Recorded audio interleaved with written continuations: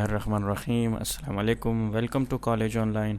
इस video tutorial में जो कमांड्स हम सीखेंगे उसमें सबसे पहले कॉपी कमांड है, और फिर उसको इसके बाद हम इरेज कमांड को सीखेंगे। फिर उसके बाद कंट्रोल सी है, control we, control tab, control shift tab, PDF में कैसे सेव करते हैं फ़ाइल को, जेपीजी में कैसे सेव करते हैं, और कमांड लाइन को कैसे ऑफ़ किया जा सकता है और फिर दोबारा ऑन कैसे किया जा सकता है शॉर्टकट की हेल्प से, और कंट्रोल ज़ीरो क्या काम करता है। तो सबसे पहले कॉपी कमांड से स्टार्ट करते हैं। ऑटोकैड फाइल को खोलते हैं। जैसे कि कॉपी कमांड से हमें पता चलता है कि हमने एक ऑब्जेक्ट को अगर कॉपी करना है तो हम कैसे कॉपी करेंगे। उसके लिए हम सबसे पहले जो कमांड इस्तेमाल करेंगे वो है कॉपी कमांड। उसके लिए हम कीबोर्ड से CO टाइप करेंगे। CO टाइप करने के बाद जैसे ही आप एंटर करेंगे तो आपके सामने कमांड लाइन पे ऑटोकैड के अंदर आपको कहेगा कि ऑब्जेक्ट को सेलेक्ट करो। जिस ऑब्जेक्ट को आपने कॉपी करना है, जिस ऑब्जेक्ट को आपने कॉपी लेनी है, उसको आप सेलेक्ट कर लो। फॉर एग्जांपल इसकी मैंने कॉपी लेनी है तो इसको मैंने सेलेक्ट कर लिया। सिलेक्शन करने के बाद एक ऑब्जेक्ट के साथ आप एक से ज़्यादा ऑब्जेक्ट्स भी सेलेक्ट कर सकते हो।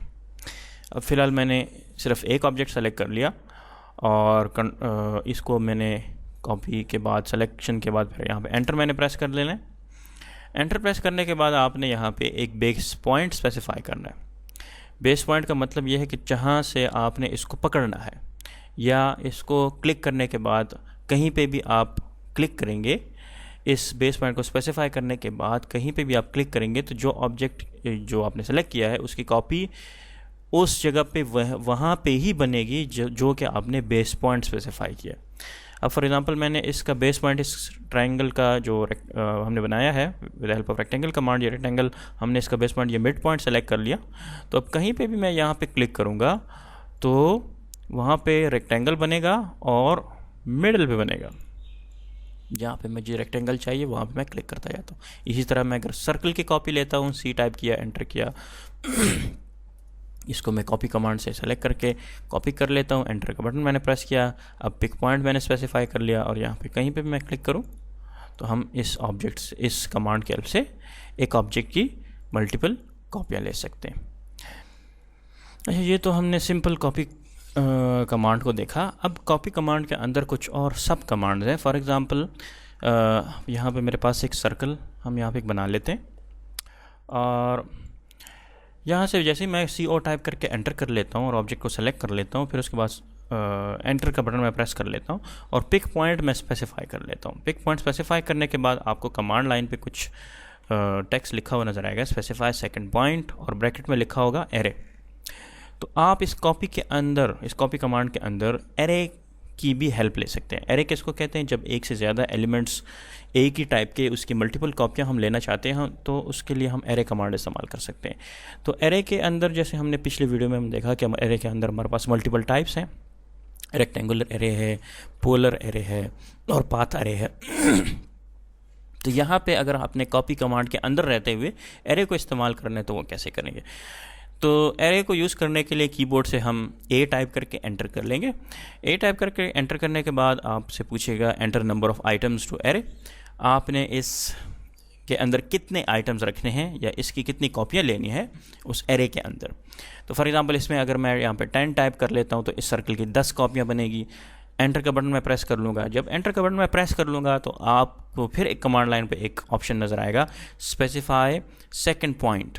यानी जो सेकंड पॉइंट आप यहाँ पे क्लिक करोगे उस सेकंड पॉइंट से हमें क्या ऑब्जेक्टिव अचीव होगा कि जो डिस्टेंस दो ऑब्जेक्ट के दरमियान हो वो कितना हो। सेकंड पॉइंट ये बताएगा कि दो ऑब्जेक्ट के दरमियान कितना डिस्टेंस हो। ठीक है, उसकी बेस पे जितनी भी आगे ऑब्जेक्ट्स की कॉपी बनेगी वो सेम डिस्टेंस पे होगी। लेकिन अगर आप ये चाहते हो कि आप ऑब्जेक्ट की कॉपी लो या कॉपी लेना चाहते हो लेकिन एक दो पॉइंट्स के दरमियान आप लेना चाहते हो और डिस्टेंस का आपको अंदाज़ा नहीं है, या डिस्टेंस को आप जहन में रखते हुए उसके बेस पे आप कॉपियाँ नहीं लेना चाहते फिक्स लेंथ पे, तो आप क्या कर सकते हो, F टाइप करके एंटर कर लो। F का मतलब है फिट का मतलब है कि इन दोनों पॉइंट्स के दरमियान इस सर्कल की जितनी भी हम कॉपियाँ बना रहे हैं इन दोनों पॉइंट्स के दरमियान इसको फिट कर दो, या उसमें उसके दरमियान में इसको ले आओ। तो यहाँ पे अगर मैं क्लिक कर लेता हूँ तो इसने क्या किया कि इस सर्कल की जितनी भी कॉपियाँ ली, 10 कॉपियाँ ली, 1 2 3 4 5 6 7 8 9 और इसके साथ 10, तो उसने इस 2 पॉइंट्स के दरमियान फिट कर दिया। इसी तरह अगर मैं दोबारा एरे लेना चाहता हूँ इसी ऑब्जेक्ट की, तो मैं ए टाइप करके एंटर करूँगा और फिर मुझे दोबारा कमांड लाइन पे पूछेगा कितनी कॉपियाँ लेना चाहते हो आप एक एलिमेंट की। तो अगर 10 है बाय डिफ़ॉल्ट, जो हमने पिछली मरतबा एंटर किया तो 10 है, हम 10 ही रहने देंगे। एंटर का बटन मैं प्रेस करूँगा। अब यहाँ पे बाय डिफ़ॉल्ट जो है सेकेंड पॉइंट की बेस पे आप डिस्टेंस बिटवीन 2 ऑब्जेक्ट स्पेसिफाई कर सकते हो। और अगर मैं यहाँ पे फिट यूज़ करना चाहता हूँ तो मैं F टाइप करके एंटर कर लूँगा और फिर उसके बाद मैं यहाँ पे बता दूँगा कि इस सीक्वेंस में यहाँ से यहाँ तक इसकी कॉपियाँ हों। फिर उसके बाद दोबारा A एंटर और एंटर F एंटर और यहाँ से यहाँ तक इस ऑब्जेक्ट की कितनी कॉपियाँ हों। इसी तरह अगर मैं यूज़ करना चाहता हूँ दोबारा एरे A एंटर और नंबर ऑफ़ एलिमेंट्स बढ़ाना चाहता हूँ तो मैं यहाँ पे 20 कर दूँगा और मैं चाहूँगा कि फिक्स डिस्टेंस हो, तो यहाँ पे मैं करीब ला के यहाँ पे क्लिक कर दूँगा।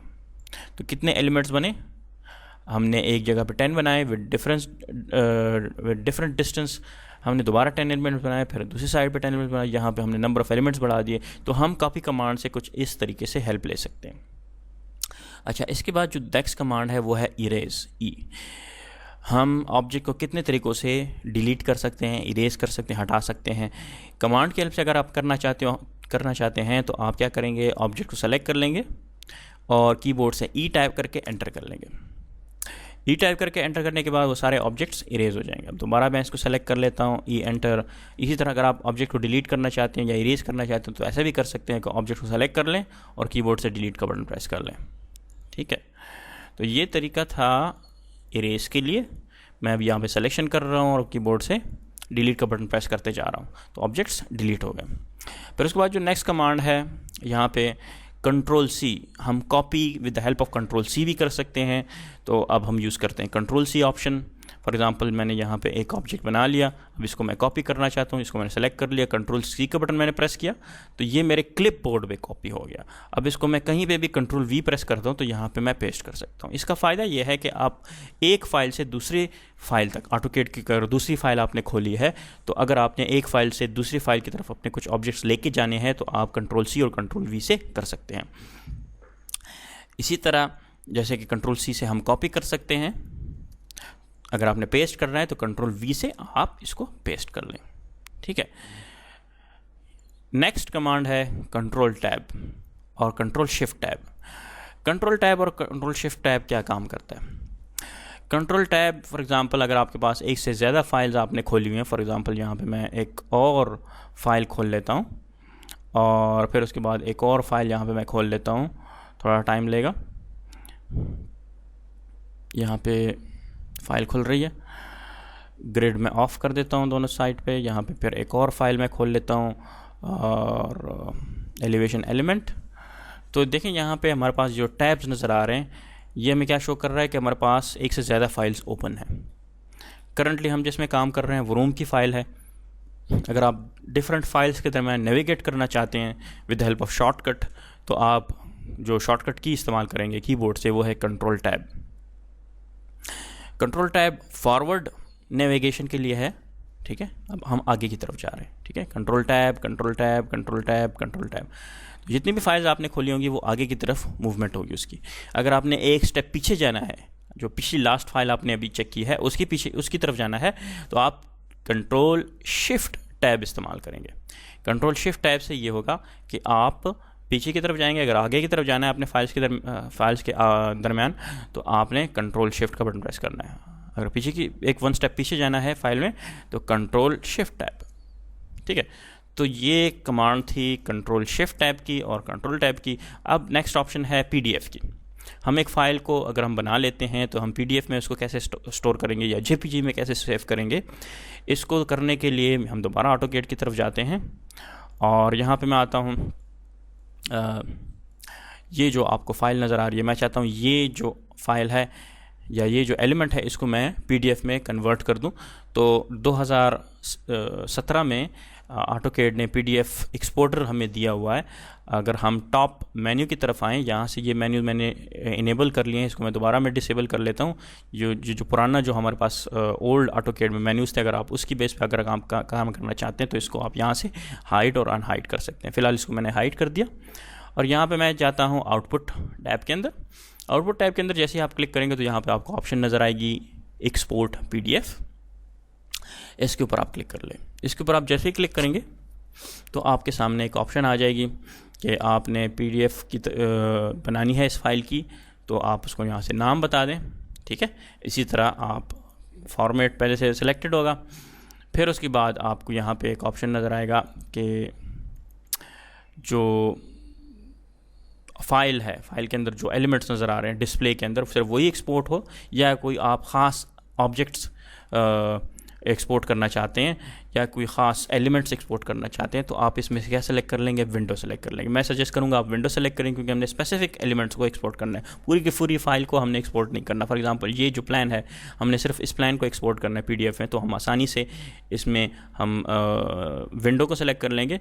विंडो का मतलब ये है कि हम अब इसको एक विंडो बता के यहाँ पर बताएंगे कि इस विंडो के अंदर जो भी एलिमेंट्स हैं सिर्फ वो आप एक्सपोर्ट करो। तो यहाँ पर अब हम विंडो स्पेसिफाई कर लेंगे। यहाँ पर मैंने क्लिक किया और बॉटम पर मैंने क्लिक कर लिया। जैसे मैंने 2 पॉइंट स्पेसिफाई कर लिए, जैसे कि इस आइकन से हमें पता चल रहा है। अब यहाँ पे टॉप पे हमें क्वालिटी के बारे में बता रहा है कि general, high quality, small, web based.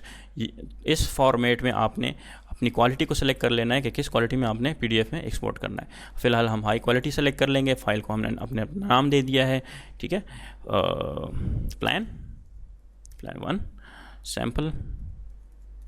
और फिर उसके बाद हम डेस्कटॉप पे क्लिक कर लेंगे। डेस्कटॉप में फॉर एग्जांपल ये एक फ़ोल्डर है क्रैक के नाम से, इसके अंदर मैं सेव कर लेता हूँ। सेव का बटन मैंने प्रेस किया। अब हम जाएंगे डेस्कटॉप पे, उस फाइल को चेक करेंगे कि PDF हमारे पास बना या ना बना। तो हम दोबारा यहाँ पे क्लिक कर लेते हैं। यहाँ पे मैं गया डेस्कटॉप पे क्रैक का फ़ोल्डर।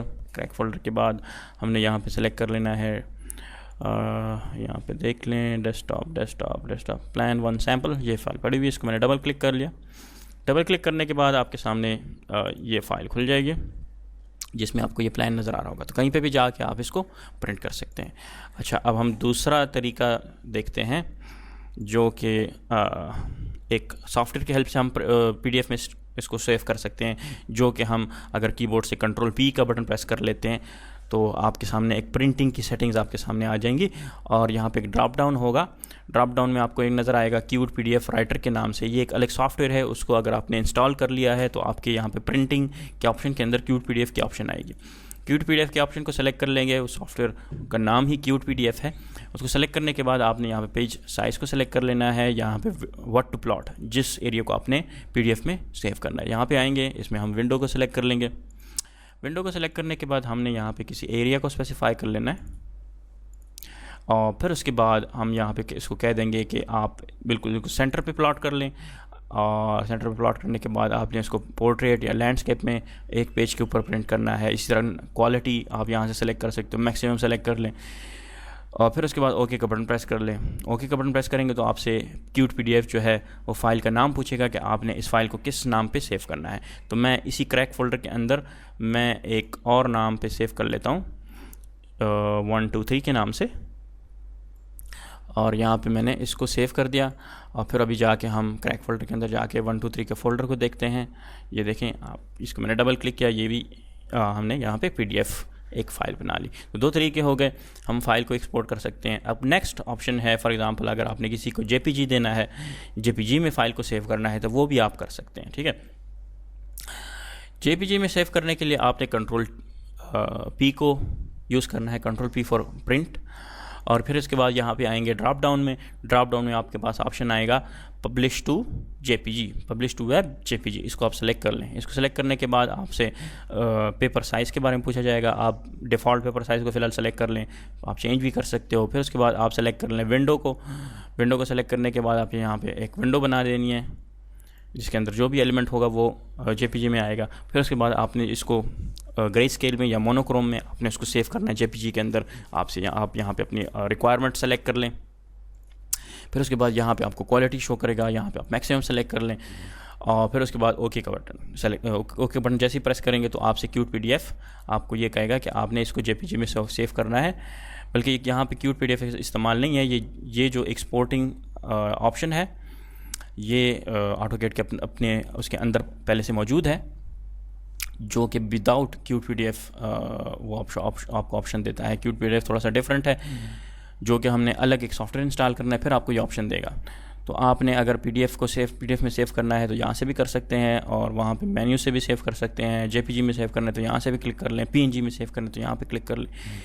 तो यहाँ पे मैंने फ़िलहाल जेपीजी सेलेक्ट कर लिया है, और जैसे ही ओके का बटन प्रेस करूँगा मुझसे जेपीजी का नाम पूछेगा, और जैसे मैं सेव बटन प्रेस करूँगा तो ये फ़ाइल सेव हो जाएगी। तो ये जो कमांड थी, ये ऑप्शन थी जेपीजी के लिए और प्रिंटिंग के लिए, या पीडीएफ में कैसे सेव करते हैं। ठीक है, यहाँ पे मैं कंट्रोल Z प्रेस कर लूँ, जेपीजी डिलीट हो गया। अब नेक्स्ट कमांड है कमांड लाइन के बारे में। अक्सर इस तरह होता है कि ऑटोकैड लोग इस्तेमाल करते हैं तो उनसे कमांड लाइन गायब हो जाती है। कमांड लाइन गायब हो जाती है तो फिर उसको आप वापस कैसे लाओगे, उसके लिए मैं आपको शॉर्टकट बताता हूँ। अगर आपने कमांड लाइन को दोबारा अनहाइड करना है तो आपने कंट्रोल 9 का बटन प्रेस करना है।